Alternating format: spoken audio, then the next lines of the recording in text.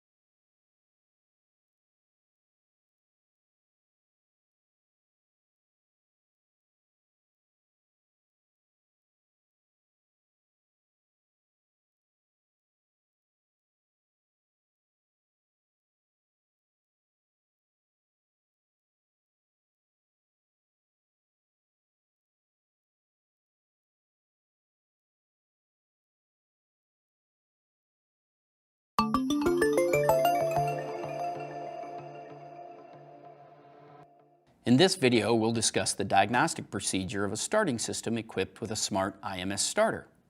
It's important to note that some smart IMS features could be misdiagnosed as a starting problem. These features help protect the starting system. The good news is the procedure for a smart IMS-equipped starter is similar to that of any standard starting system. One point to keep in mind before you get started, be sure to follow the steps in order and completely, otherwise you risk a misdiagnosis.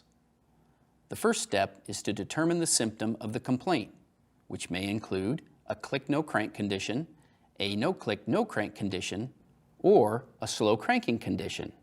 Regardless of the symptom, the next step is always the same. Determine the vehicle battery state of charge and condition. If the state of charge is low, less than 65%, the batteries must be charged. Any battery that fails a performance test must be replaced with a fully charged battery. You should not continue testing with discharged or failed batteries, as it can lead to a misdiagnosis. It can also cause the smart IMS to prevent cranking or disengage a cranking starter. The next step is to perform a starter voltage drop test on the main starting cables. The voltage drop on a 12-volt heavy-duty system should be no more than a half a volt at 500 amps. Values greater than that can cause slow cranking conditions as well as click-no-crank and no-click-no-crank symptoms, especially in cold weather.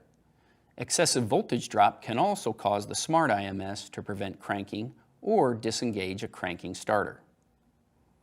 If the main cable voltage drop is excessive, then review the test results to determine if the positive or the negative cable is the cause and make the needed repairs. Excessive voltage drops can be caused by loose or corroded connections at the starter or batteries, damaged or undersized cables, improperly performed cable repairs. Be sure to complete any needed repairs to the main cables before continuing testing. The last circuit to test is the starter control circuit. If the symptom is slow cranking, the control circuit is working properly since the starter is cranking. If the battery and main cable tests are within specification and the symptom is a slow crank condition, then the starter is the cause and should be replaced. If the symptom is a click-no-crank or a no-click-no-crank, then a voltage drop test should be performed on the starter control circuit. There must be at least 8 volts at the smart IMS S terminal with the key in the start position. If the voltage is less than this, make the necessary repairs. If the voltage is above 8 volts and the batteries and main cables have been tested, then the starter is the cause and should be replaced. When diagnosing either click-no-crank or no-click-no-crank condition, keep in mind the smart IMS features that could also prevent cranking.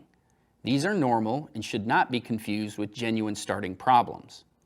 These features include limiting cranking time to 20 seconds with a 10-second delay before re-engagement to reduce damage caused by excessive cranking, a 3-second delay after each starting attempt to assure the engine and starter have come to a complete stop to protect the pinion and ring gear from milling damage, preventing starter engagement if battery open circuit voltage is below 11.75 volts on a 12-volt system to prevent solenoid disc chatter and terminal overheating, preventing starter engagement if battery voltage is 13.75 volts or greater to protect the starter from engagement into a running engine.